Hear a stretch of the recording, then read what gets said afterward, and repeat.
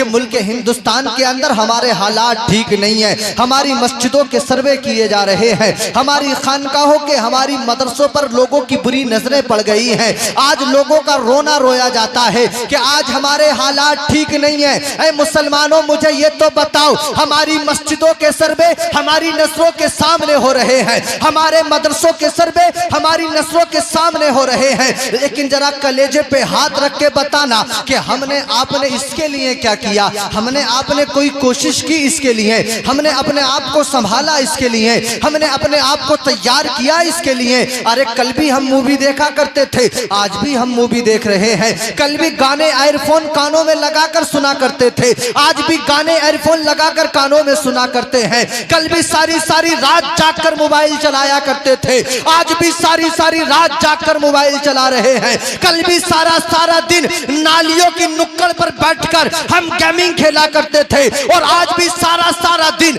हमारा गेमिंग खेलने में गुजर रहा है। ऐ मुसलमानों, अगर चाहते हो कि हमें कामयाबी मिल जाए, अगर चाहते हो कि हमारी मस्जिदें बच जाएं, हमारी खानकाहें बच जाएं, अरे वजह क्या है? तुमने देखा नहीं कि जब जब भी ईद का दिन आया करता है, जब जब भी अलविदा का दिन आया करता है, हमने देखा है कि पुलिस वाले बैरिकेडिंग लगा दिया करते हैं कि इसके आगे से ना गुजरना, आगे नमाज पढ़ी जा रही है। रोडों को जाम कर दिया जाता है, गलियों को जाम कर दिया जाता है, दुकानों को बंद कर दिया जाता है। मैं सोचने लगा, मैंने पूछा, जरा ये तो बताओ, आज बाजार को बंद क्यों किया गया है? आज मार्केट को बंद क्यों किया गया है? तो जवाब मिला, तुम्हें पता नहीं है, आज अलविदा का जुमा है, आज मुसलमान नमाज पढ़ने जाएंगे, इसलिए मस्जिद, इसलिए दुकानों को बंद कर दिया, इसलिए बाजार को बंद कर दिया। मैं सोचने लगा, मौला, अजान तो रोजाना होती है, नमाज तो रोजाना होती है, जुमा तो हर 8वें दिन होता है, लेकिन ऐसा आलम आज जो नजर आ रहा है और पहले नजर नहीं आता। तो मेरे कानों में आवाज आएगी, ऐ मौलाना, तुम जानते नहीं हो, आज अलविदा का जुमा है, आज सारे मुसलमान अपने काम को छोड़कर नमाज पढ़ेंगे, दुकानों को बंद करके नमाज पढ़ेंगे, खेत खलियान को छोड़कर नमाज पढ़ेंगे, अपनी जरूरतों को छोड़कर नमाज पढ़ेंगे। मैं सोचने लगा, मौला, अगर मुसलमान एक दिन के लिए, एक वक्त के लिए जब नमाज पढ़ने मैदान में निकलता है तो रोडों को जाम करना पड़ दिया जाता है, बाजारों को बंद कर दिया जाता है। मैं सोचने लगा, अगर इसी तरीके से मुसलमान अगर दिन में 5 वक्त नमाज के लिए जाने लगे तो कसम खुदा की याद रखना, हमारी मस्जिदों में सर्वे तो बड़ी दूर की बात है, बल्कि ये खुद हमारे लिए कहेंगे कि रोड जाम ना करो, हम तुम्हारे लिए मस्जिदें बना के देते हैं, आओ और इनमें आकर अपने अल्लाह की इबादत। सुभान अल्लाह, सुभान अल्लाह। नारे तकबीर, नारे रिसालत, नारे हैदरी, नारे गौसियत, उलमाए अहले सुन्नत, मौलाना इफ्तिखार रजा साहिब क़िबला। समझ में आ रही है? इको की वजह से ऐसा तो नहीं है? कानों में ढाटे बांध रखे हैं, इसकी वजह से ऐसा तो नहीं है कि नहीं आ रही हो? समझ में आ रही है तो फिर बोल सकते हैं मोहब्बत से सुभान अल्लाह। हाथ उठाने को मैं बिल्कुल नहीं कहूँगा, बस आपको अच्छा लगे तो आप बोलते रहें, बस, है ना? तो मैं बात कर रहा था कि ऐ ईमान वालों, इस्लाम में पूरे पूरे दाखिल हो जाओ। और इस्लाम में जब पूरा पूरा आदमी दाखिल हुआ करता है तो यकीनन उसका काम देखें कैसा होता है, उसका काम देखें कैसा होता है। आप बैठे रहे, कुत्ता एक जना भगा देगा, इतने बहुत से थोड़े भगाएंगे आप, बैठे रहें, प्यार के साथ सुने, कोई भी एक गया है वो भगा देगा, कोई बात नहीं है। जब ईमान में, जब इंसान इस्लाम में पूरा पूरा दाखिल होता है तो देखें कि जब मुल्क हिंदुस्तान में सरकार गरीब नवाज तशरीफ लाए हैं, मुल्क हिंदुस्तान में सरकार गरीब नवाज रहमतुल्लाहि ताला अलैह जब मुल्क हिंदुस्तान में तशरीफ़ लाए हैं तो देखें उन्होंने, आज कहते हैं कि हमारी कोई सियासी लीडरशिप नहीं है, लोग समझते हैं कि आज हमारी कोई ताकत नहीं है, लोग समझते हैं कि आज हमारी ऊपर तक कोई पहचान नहीं है, इसलिए हम परेशान हैं। मैं कहता हूँ नहीं, इसलिए परेशान नहीं है, ताकत है या नहीं है इस बात पर परेशान नहीं है, बल्कि परेशानी ये है कि अभी तक हम इस्लाम में पूरे पूरे दाखिल नहीं हुए हैं। अगर इस्लाम में पूरे पूरे दाखिल हो जाते तो कसम खुदा की जिस किनारे से भी गुजरते ना, उन किनारों के गलियारों में आप देखते कि वहाँ पर आपके नाम के चर्चे हो रहे होते, लोग आपकी हक़ानियत, आपकी सच्चाई को बयान कर रहे होते। मुल्क हिंदुस्तान के अंदर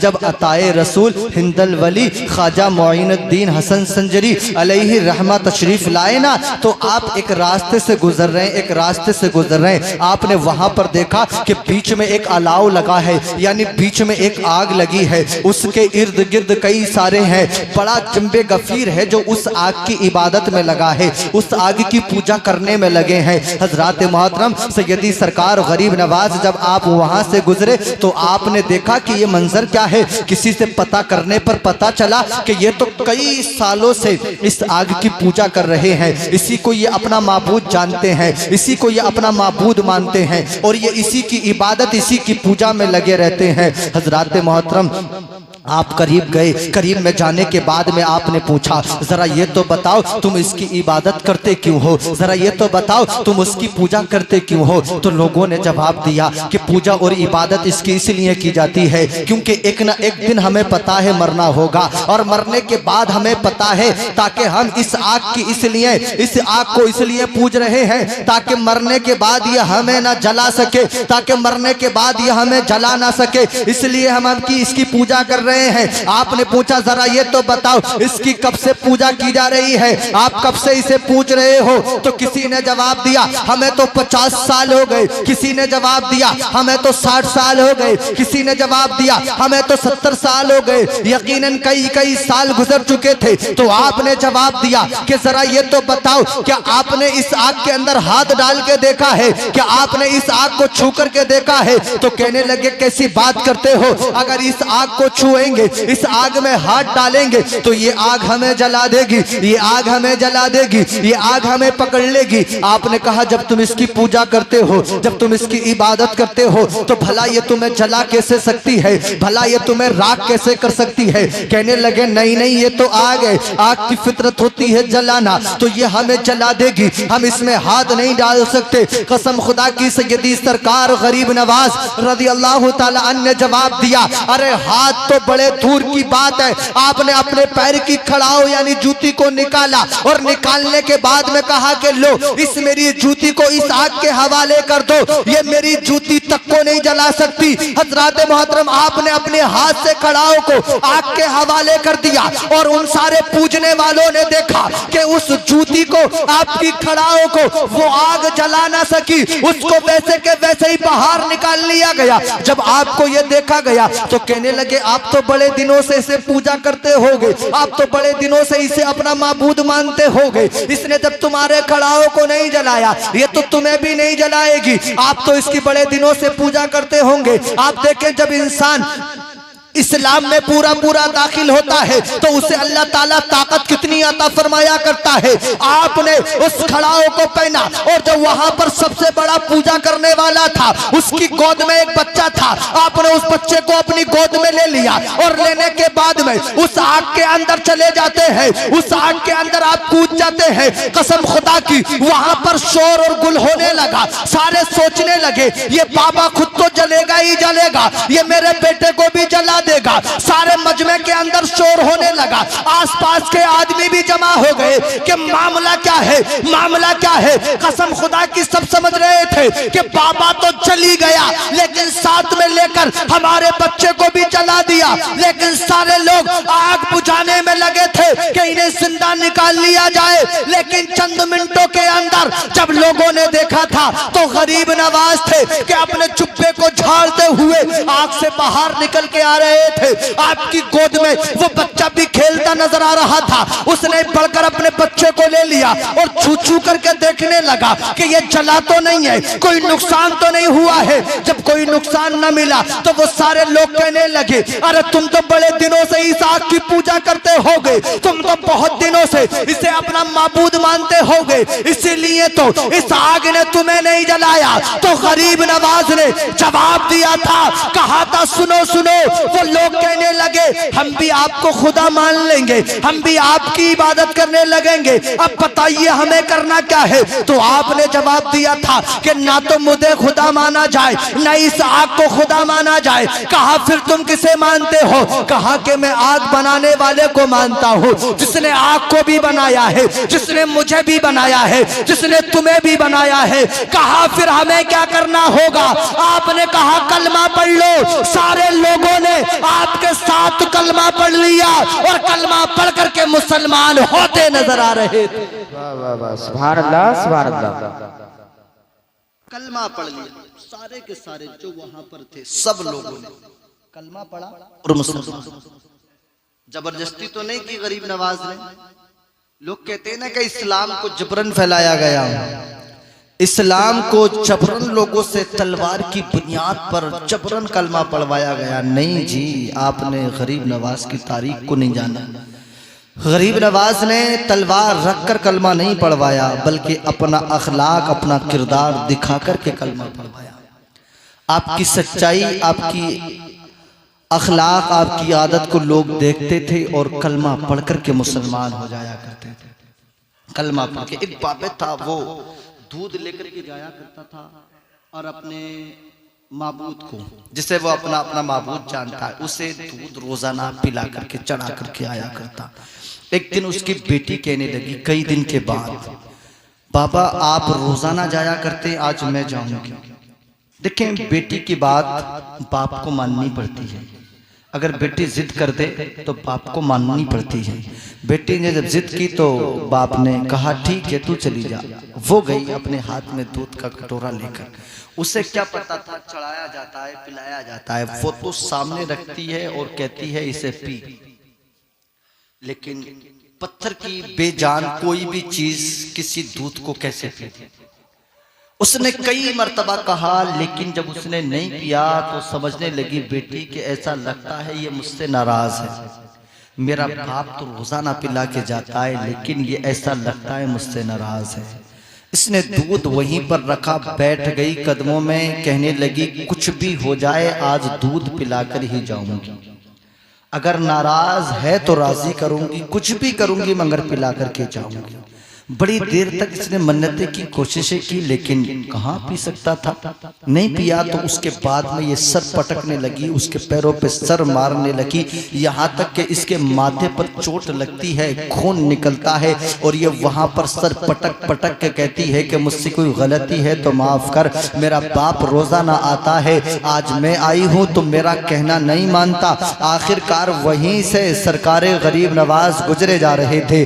आपने देखा कि एक बच्ची है अपने सर को किसी के कदमों पे पटक पटक के मार रही है, उसके माथे से खून निकल रहा है। आप उसके करीब में पहुंच गए, कहने लगे बेटी मामला क्या है? तो कहने लगी बाबा आपसे कोई शिकायत नहीं है, आप अपने धर्म के गुरु हैं तो आप अपने धर्म की बात करें, मुझे अपने काम पे छोड़ दे, मुझसे आपको कोई मतलब ही नहीं है। आपने इरशाद फरमाया नहीं बेटी जरा ये तो बता मामला क्या है, तेरे माथे से खून निकला है, तेरे सर में चोट लगी है, जरा ये तो बता मामला क्या है। जब ये सारी बात बताते पूछते हैं आप, तो उस बेटी ने अपने दिल का सारा मामला सरकारे गरीब नवाज को बता दिया। कहने लगी मेरा बाबा रोज आता है, इसे पिला करके जाता है और आज मैं आई हूँ तो ये पीने के लिए तैयार ही नहीं है। कसम खुदा की जब आपने इतना सुना तो कहने लगे ऐसी बात है? कहा हाँ ऐसी बात है हजरात, उसने कई मर्तबा कोशिश कर ली थी लेकिन नहीं पिया था। मेरे गरीब नवाज ने इरशाद फरमाया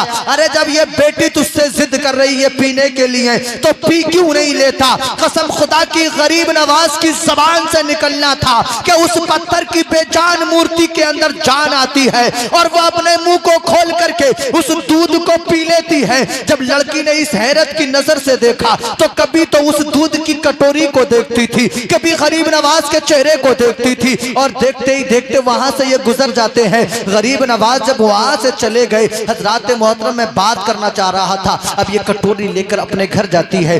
बच्ची की सर से खून निकल रहा था। अब जब ये अपने घर की तरफ जाती है, सारे लोगों ने देखा कि चोट लगी है, खून निकल रहा है, चोट लगी है, खून निकल रहा है। लोग सोचने लगे पता नहीं मामला क्या है। सारे के सारे लोग उसके मकान पर पहुंच गए, सारी बात उससे की। तो उस लड़की ने जवाब दिया कि आज ऐसा ऐसा मामला गुजरा और आज मैं अपने माबूद को दूध पिला कर के आई।